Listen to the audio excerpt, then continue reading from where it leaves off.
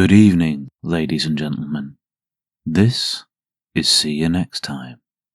We've got a doozy of an entitled parent story for you today. But first, I want to get serious for a moment.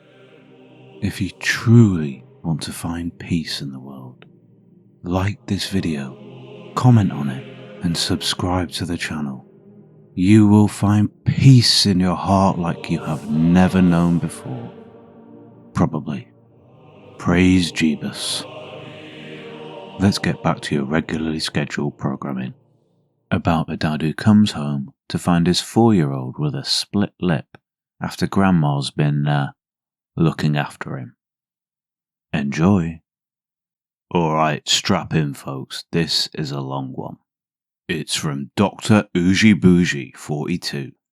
Entitled Stepmonster Gets Herself Banned from My Wedding. And we kick off with a trigger warning. Mention of child nasty shenanigans. It's not too graphic, but it is there. I'm a 28-year-old man and my stepmother, who's 49, is a wannabe party planner.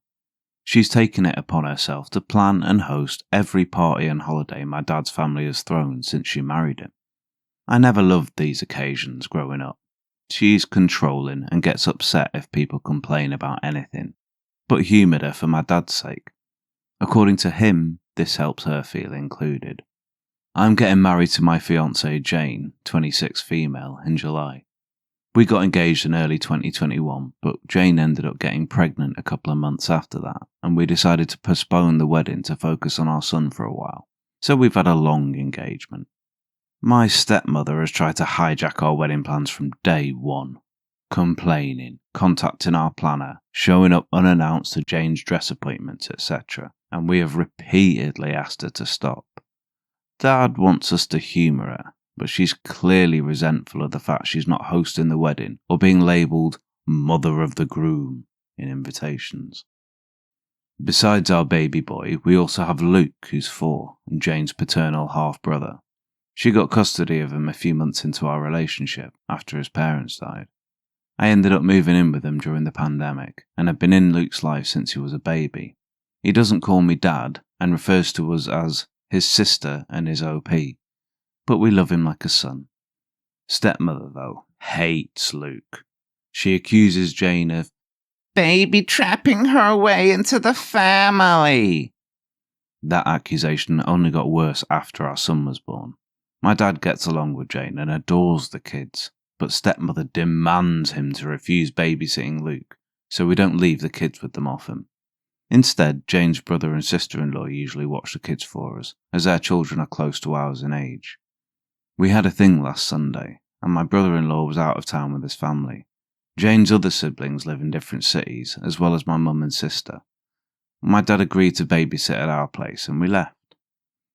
We came back to find both kids crying, stepmother screaming, and Dad weakly trying to calm everyone down. Apparently, Luke had told stepmother that both he and our son were going to be our ring bearers, and she went ballistic. She screamed that she wasn't going to allow that because he wasn't family. She then made me need to include the trigger warning when he started crying. His lip is still split. She'd never gotten to this point before. We immediately banned her from our house and from our wedding. Dad is fuming and he said he's not going without her. He's also convinced half of his side of the family, by severely downplaying what stepmother did, to boycott the wedding as well. This includes my stepbrother, who fully agrees with his mother no matter how many times I try and tell him the truth. Me and Jane are refusing to budge, but many of my cousins who aren't coming anymore are asking us to reconsider. Pretty much all of Jane's family agrees with us, but one of her aunts has suggested that maybe stepmother is acting out because she doesn't feel welcomed by my family. I've honestly had it with my family enabling her behaviour. I love my dad and really want him at my wedding, but I am more than willing to go no contact if it means protecting my family. Edit. I think I accidentally deleted the paragraph where I mentioned this, but we did press charges. We took Luke to the paediatrician the next day and gathered every piece of evidence we had. Not only did we have pictures of Luke's face, but by some miraculous stroke of luck, we also had nanny cam footage. Some commenters were right to assume that my stepmother hadn't been invited to our house, but my dad hasn't really gone anywhere without her in years, so we took precautions. We didn't expect her to actually do anything this awful, but we've never trusted her with the kids. The physical attack happened off camera, but there is some footage of her screaming and Luke crying before and after the event. She now has a nasty child shenanigan charge on her rap sheet. We would not let her get away with this. Edit 2. There's a lot of additional info I want to add. I'll try to respond to at least some of the comments. I did not expect the amount I've gotten so far, but all I'll add for now is that Luke is okay. The visit to the paediatrician happened the day after. He already had a counsellor. Jane was pretty traumatised when her dad and stepmom died, and was worried it would rub off on him. And we'll continue treatment. We've been hugging and pampering him a little more than usual too. He's still upset, but he's already doing much better. So we've got a few updates coming up too. Update 1. I'll start off by saying that me and Jane are going no contact with my dad and stepmom. We haven't really spoken to either of them since the incident, and I don't plan on being the one to reach out. Any communication between us is being handled by my younger sister. She's completely on our side, but will remain in low contact for the time being. I've decided to adopt Jane's way of dealing with people she cares about. Forgive what's apologised for, but never forget. Basically, if dad or stepmom ever truly understand what they did wrong and sincerely apologise, we're willing to forgive them, even if begrudgingly so. But we will never ignore or let them forget what they did to our family. And for the time being, neither of them will be allowed near Luke, our baby, or any other kids we may have in the future, even if we do forgive them. As for the rest of my family, I read a lot of comments suggesting that I post pictures of Luke's face, as well as the nanny cam footage. I'm not very active on social media, but even if I was, I'm not comfortable exposing my injured preschooler like that, especially given that nothing on the internet ever truly goes away. I also decided not to share the pictures with my family unless truly necessary. I should probably mention that while my family adores my dad, most of them aren't very fond of my stepmom. She had 2 failed marriages prior to meeting my father, the first of which resulted in my stepbrother, and he cheated on his then girlfriend to be with her. My family loved that girlfriend and disliked stepmom right away. Not only has she been controlling and manipulative since the beginning, she's also tried to force her way into that family matriarch role by any means possible. Taking over planning duties for every family event was her favourite way to do it, because of all the attention and compliments that come with it. The main reason why I hated these parties growing up was because she'd always find a way to make everything about her, including Christmas and mine and my sister's birthdays. The rest of the family felt neutral about it, but they never liked her. With Luke, it was different. Most of my relatives didn't meet him until COVID restrictions got looser, and by then he was 2 years old. He's a bright and genuinely lovable kid, and there weren't really any other small children in the family, so everyone immediately started cooing over him. The way I see it, stepmom got upset that Jane and Luke were accepted by my family so easily compared to her experience, and that's why she resents them so much, but I can't confirm that. She was also mad that, aside from not being the planner, she would have absolutely no involvement in the wedding party. She tried to pressure us into letting her officiate. One of Jane's best friends was offered that role a year ago. Making stepbrother my best man, he wasn't interested and I'd already got on my best friend. Or asking her sister's daughter to be our flower girl. We'd promised Jane's 3-year-old niece. Also, her sister's daughter is 15 and doesn't know us. She also tried to convince us to let my dad walk Jane down the aisle since her father's gone, but her eldest brother, the brother-in-law I mentioned in the first post, had already been enlisted. Stepmom was disappointed that my family wasn't as involved in the wedding as Jane's, and kept making comments about how that would never happen if we'd put her in charge. All of that being said, there is nothing that can excuse being that awful to a child, especially if it really is the petty jealousy I suspect. Because I haven't spoken with my father, my sister has been keeping me updated on what he's been up to. As I found out through her, the story my dad and stepmom told the rest of the family completely erases Luke's injury and the charges. It insinuates that me and Jane banned them because we got annoyed with stepmom and decided to take it out on my dad as well. Because most people already disliked stepmom, explaining what actually happened that night wasn't hard, and most of the relatives that I actually wanted at the wedding have apologised and are berating my dad as well. The people that didn't believe us, as well as those saying we overreacted, have been told they are not welcome in our home anymore. Those are mostly people from my dad's generation, so I can't say I'm surprised. But the realisation that they are so biased they are willing to protect a woman they hate after she hurt a child just to make my dad happy has reassured me that I don't need any of them in my life. Stepbrother's still in denial. He refuses to believe that his mother could hurt a child, even with all the evidence we have. I have to admit, I understand, I love my mum too, but that doesn't mean I'd excuse his obliviousness. So he's banned too. It sucks because we were close growing up, but I don't regret it. Besides, Jane has 3 other siblings beside Luke. The older brother-in-law, a twin brother and a younger sister, and I'm closer to them than I ever was to him. Speaking of Jane's family, they're all furious over what happened and have been extremely supportive of us. Jane's maternal family basically adopted Luke after she got custody of him, and have called frequently to make sure he's okay.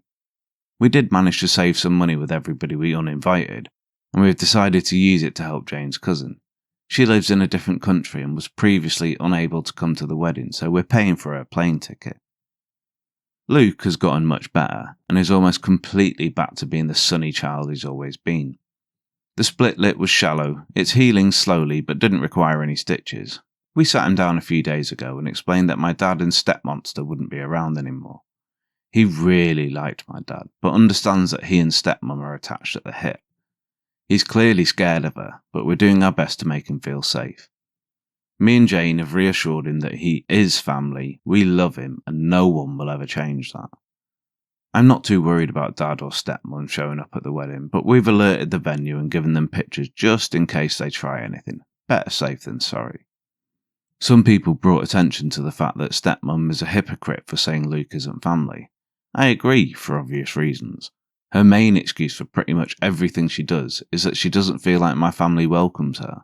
Dad has been guilting me into taking part in everything she plans by reminding us of that for as long as I can remember. The way he continues to make excuses for her without realising this is basically a case of the pot calling the kettle black, except Luke actually is family, is what made me accept that, while I will always love my dad, it's not healthy or safe for me or my family to be around him anymore. It hurts to know my son won't have his only remaining biological grandfather in his life, but he has 2 amazing step-grandpas to make up for it. For now, I'm sad but satisfied with how things have turned out. I don't like to complain about my life. It's a mess, but a beautiful one. I love my fiancé, I love my kids, and I'm lucky enough to love my job. We're happy. I'm not letting anyone ruin that. I hope this is my last update on the story, but I'll keep you posted. Turns out it wasn't the last update. So here's update 2. I'll start off by probably disappointing a lot of people. We're coming to terms with the fact that it's unlikely Stepmonster will get anything more than a slap on the wrist. Me and Jane are discussing our next move with our lawyer, but we're still not sure how we're going to move forward. It's too early to tell anyway, so we're trying not to get ahead of ourselves any more than we already have. However, I'm relieved to announce that we're getting started on the process for a restraining order against stepmom. We're using the same evidence we gathered the week following the incident, including the nanny cam footage and pictures of Luke, and we'll focus on that for the time being. I still haven't spoken to my father. My sister is still in low contact but is seriously considering cutting ties with him. Because my sister's the only one on my side that still talks to him, my father keeps trying to ask her about me and whether I've calmed down yet. According to her, he's annoyed that half of his family refuses to talk to him, but still doesn't seem to accept why. I told my sister that she doesn't need to keep playing messenger pigeon between me and our father. I never asked her to do it and it's clearly taken a toll on her, but she insists she'll stop when it feels right. By the way, there is absolutely no doubt whether stepmonster attacked Luke. Not only did Luke say it the moment we got home, but that was also confirmed by my father in a failed attempt to defend her behaviour. He never tried to hide it from us. That, and the fact that he gave Luke an ice bag, is literally the only positive thing I can say about his actions. And stepmom was too busy screaming about how much of a whining brat Luke was being to deny it. To those who guess stepmonster is younger than my dad, you get an invisible cookie. She's also 5 years younger than his previous girlfriend. They got together when I was around 15. Also, stepbrother is only a month older than me. She turns 50 later this year, had him at 21, married his father a year later. Both our kids are doing mostly okay. Luke's back to running around the house in his Superman costume whenever he doesn't have anything better to do. He did have a few nightmares this past week and has asked to sleep in our bed twice. We don't mention my father around him, and he's still seeing his counsellor. Our 14-month-old son has learned 2 new words, hi and bye, and Luke is trying to teach him to say his name. Jane's sister, who moved away for college, is coming over for a couple of days to celebrate her 21st birthday later this month. Luke's excited to see her, and Jane's excited to get drunk with her. Can't say I blame her. We're hoping her presence will cheer us all up. I'm not doing so good, and neither's Jane. She's usually the kind of person who tries to keep her negative emotions to herself, but she cried herself to sleep almost every night the week it happened. It breaks my heart to see her like that, and I can't help but feel like this is my fault. There's a part of me trying to tell me I had no way of knowing stepmonster would do anything like this, but it doesn't really change anything. I allowed my father near my kids unsupervised, even though I knew she'd probably tag along. This is the guiltiest I've ever felt, and I don't think I'll ever forgive myself. Jane has been improving lately, and is trying to convince me to see a therapist. I've never really done that before, apart from a psychiatrist when I was younger, but now feels like a good time to give it a try. I was surprised by a few messages this week from people telling me to forgive my father and stepmom, as well as re-invite them to the wedding. That's not happening. In fact, I'm not willing to ever forgive stepmom. My dad is now degraded to a huge maybe, but I will never understand or forget what she did. Also, though the wedding is the last thing on our minds right now, we're not postponing it. We considered rescheduling, but the date we'd settled on is pretty much the only one that works for our guests. We have passwords with all our vendors and gave them all clear instructions not to talk to anyone but us. Jane's family is bigger and closer to each other, which is why they're more involved in the wedding than mine, but I do have family participating. My sister's one of the bridesmaids and 2 of my cousins are groomsmen, and my mum is walking down the aisle with the wedding party. Going through all of this with Jane has made me understand even more just how much I love this woman. I couldn't ask for a better partner to start a family with, and I have no idea what I'd do without her. This didn't tear us apart, and I couldn't be more thankful.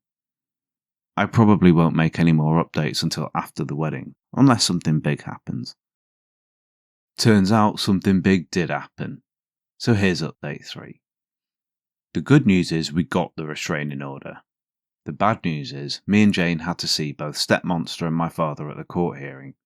This was our first time seeing them since we kicked them out of our house over a month ago, and neither of us were looking forward to it. We left the kids with Jane's brother and sister-in-law, so at least Luke didn't have to see them. The hearing itself went a lot quicker than I expected. I'll give credit where it is due. My father was, at the very least, smart enough to understand there was no way they were winning this. There was a lot of evidence against them. Not only did we have the nanny cam footage and Luke's pictures and medical record, but my sister had also gathered every text and email stepmonster had sent her and the family about what happened, and stepmom hates speaking on the phone, so there were a lot of those. They didn't even bother to get an attorney for the hearing. The judge granted us a protection order against stepmom.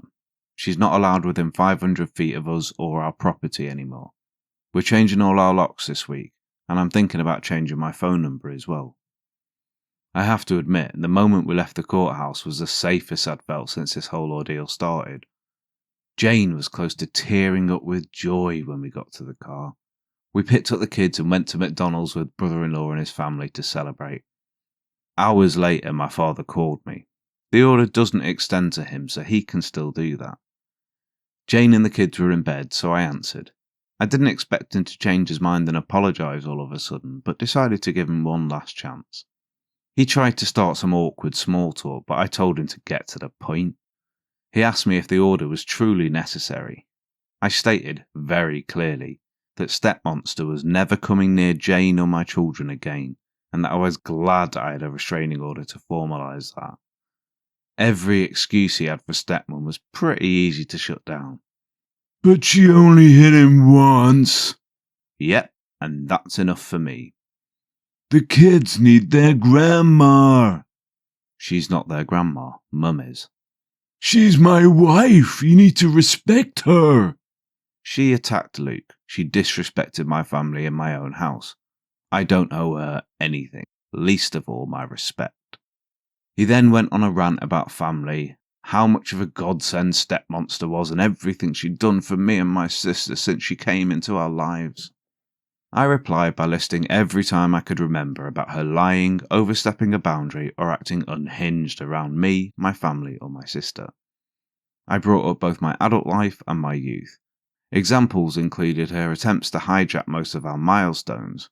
Recently, our wedding plans, our son's birth, Jane's baby shower, and my sister's college graduation. Her obsession with the idea of a perfect family and her disgusting attitude towards Luke. I also made sure to mention her habits of going through mine and my sister's stuff when we were younger. It's trivial compared to everything else, but this behaviour went on until my sister moved out of their house only 3 months ago. We're pretty sure she found out about Jane's wedding dress appointments by reading my sister's planner when she wasn't home, for instance. Some of the memories I mentioned are long and hard to explain, but they did cement the fact that stepmonster means nothing to me. He tried to go with the whole, she doesn't feel included excuse again, but I shut him up. I said he'd had the opportunity to protect his grandchildren, but had chosen his monster of a wife instead, and that's enough for me to want nothing to do with him. I hung up without saying goodbye. My sister told me he called her afterwards, and she told him she was going no contact with him as well. I think we're both starting to accept our father won't change. It sucks, but he's made his priorities clear, and his children and grandkids aren't among them. For now, that's it. Now that they're fresh in my mind, I'm thinking about sharing some of the stories I reminded my father of, but that's going to take a while. Until then, as always, best wishes to all of you. Well, that took a minute, didn't it?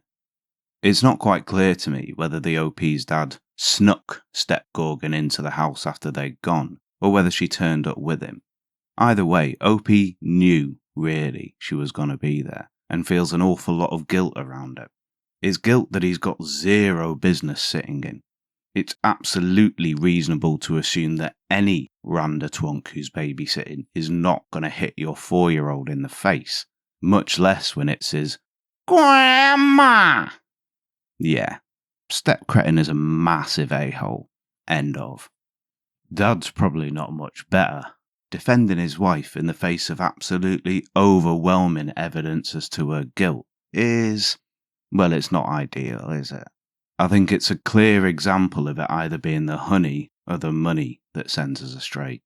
And with him marrying a no doubt beautiful, much younger woman, it's a clear case of the honey. So, I'm sure there's plenty of lessons that can be taken from that, but fucked if I know what they are.